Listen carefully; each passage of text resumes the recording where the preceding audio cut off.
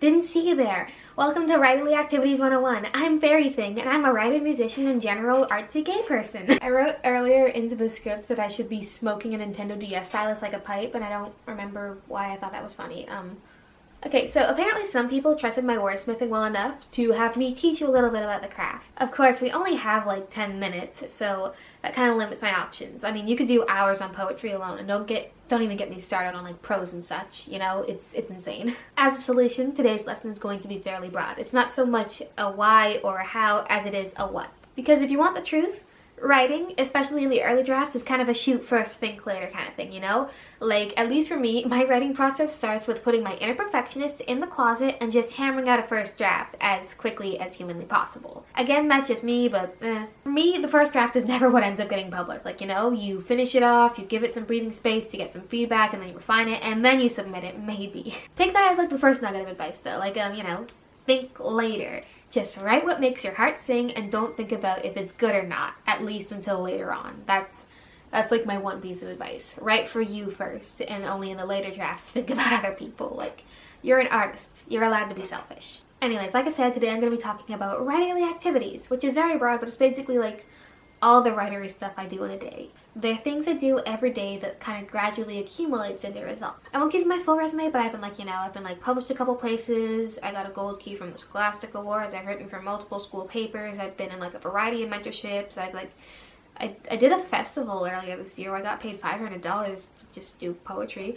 You'll be seeing some of that later, actually. In short, I'm here because I was picked because I do the writing thing pretty decently.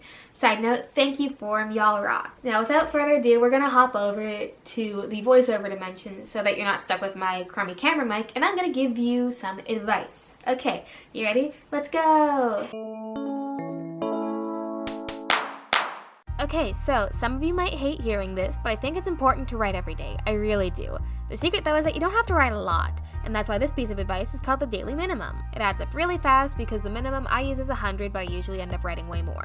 And just so I don't drive myself crazy, I try to rotate projects. Like maybe Monday I'll do revisions, Tuesday I'll do short stories, Wednesdays I'll do articles, Thursdays I'll do scripts, and Friday I'll do like poetry and songwriting stuff. Again, this adds up really quickly, and it's a nice way to get stuff done without your brain melting. Because even on the worst days, you can probably manage 100 words, right? Usually. Anyways, once you have a result, you still gotta like revise it and run it by other people. Because this video is about the daily activities of writing, this portion is really my only real advice about writing itself. And honestly, most advice you'll get is super subjective, but like this is the one thing that I try to press on people. Like just do a little bit each day. Even when you feel like garbage, you can write 100 words, you know? But yeah, no, I will have to insist again, once you get something done, you will revise it. Very few first drafts are perfect. And the daily minimum here is meant to get word on paper because oftentimes your inner perfectionist can stop you in your tracks. The daily minimum is about doing away with that perfection and just getting word on paper so you can revise it later. That said, the revision could be a whole video in itself. So let's get to the next part.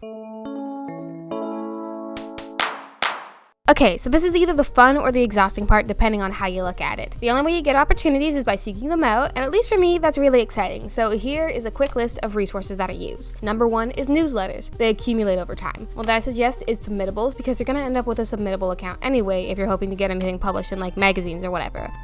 Number 2, submission groups on Facebook. I know Facebook is a pain to use, but subgroups are great, like really great. It can be huge and kind of daunting, but there are also specialized ones for things like no-fee submissions, submissions that pay, or submissions for like certain marginalized groups.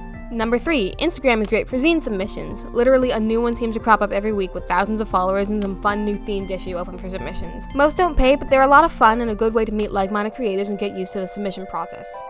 Number 4, Twitter is great for keeping up with novelist opportunities like pitch contests. That's basically summing your novel up in a tweet and then attaching a hashtag in hopes an agent will see it. Number 5, finally just look around your community. There might be local opportunities, writing groups or events. I for one write for my university paper, and that's a lot of fun. And of course, depending on what you want, you'll probably find several kinds of opportunities in these areas. Offers for publication in zines or lit mags, performances, articles, it's great. Once you've found something you think you can work with, bookmark it and start working on the submission.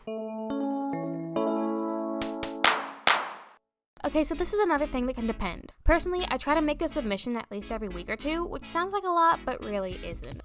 Submitting stuff itself is very easy. If you're doing a lit mag, zine, writing contest, or some other kind of one-off publication or performance, generally either you email or fill out a form on like Submittable and attach your work.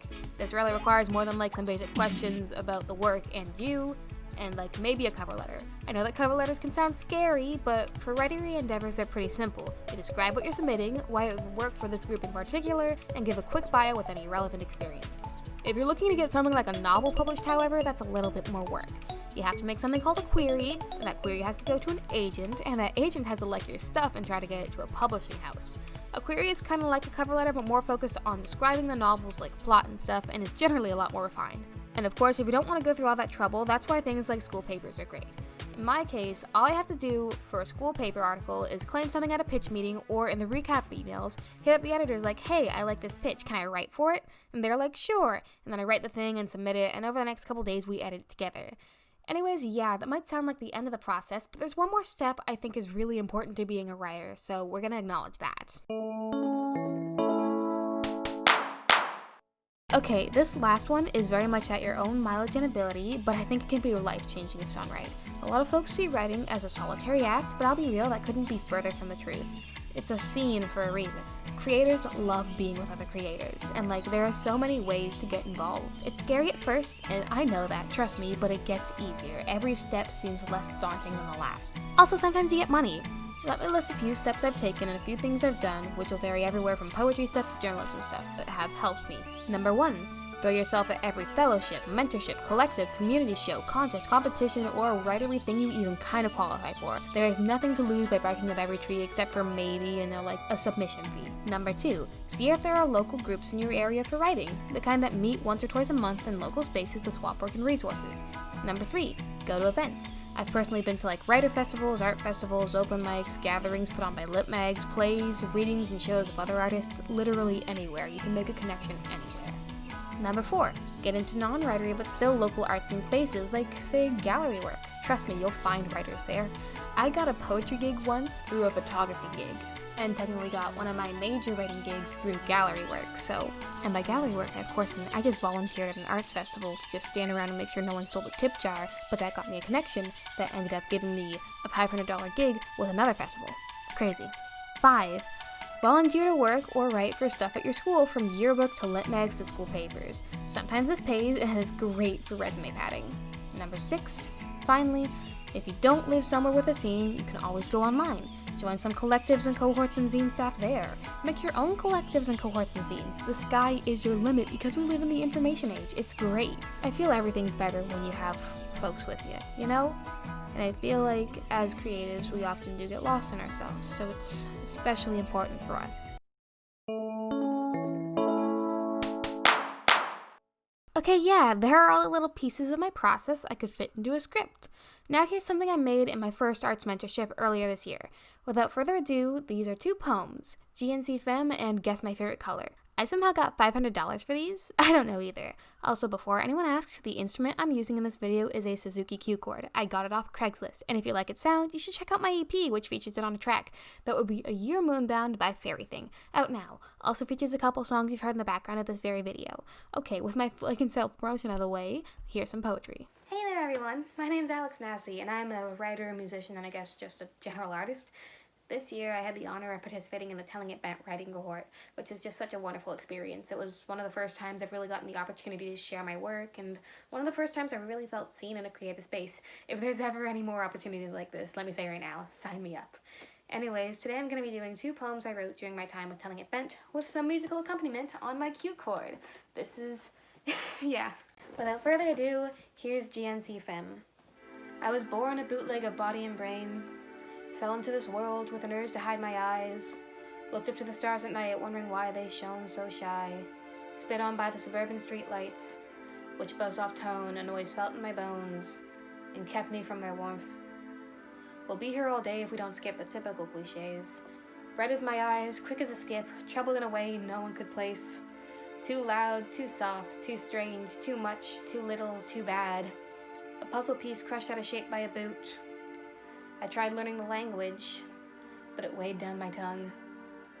I found power in presenting myself, the way I'd always yearned to. Tore back the wrapping before it could settle, suffocate, samify me. Crushed it under my boot the way a boot had crushed me. The diagnosis was not like other girls, an affliction amongst women who don't fit into a coffin-shaped box.